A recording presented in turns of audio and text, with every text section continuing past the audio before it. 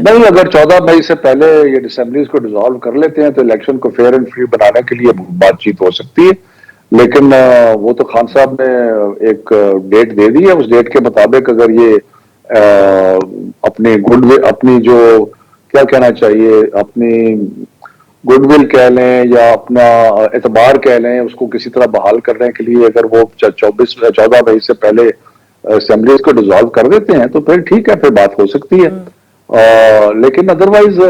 جن لوگوں کا ارادہ ہی نہیں ہے اور جن کے لیڈران کرام اس قسم کی باتیں کر رہے ہیں تو اس سے کیا توقع کی جا سکتی ہے؟ اچھا، مطلب کہ وہی پھر مطلب کہ 14 مئی سے پہلے اگر اسمبلیاں نہیں ڈیزالو ہوئیں تو اس کے علاوہ کوئی گنجائش نہیں ہے کہ پاکستان تحریک انصاف دوبارہ مذاکرات کرے گی،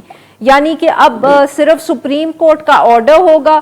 اور الیکشنز ہوں گے، کوئی تیسری یہاں گنجائش نہیں ہے؟ اور سر ہاں، سپریم کورٹ کا آرڈر جو ہے اس پہ امپلیمنٹ ہونا چاہیے۔ مجھے آپ یہ بتائیں کہ وہ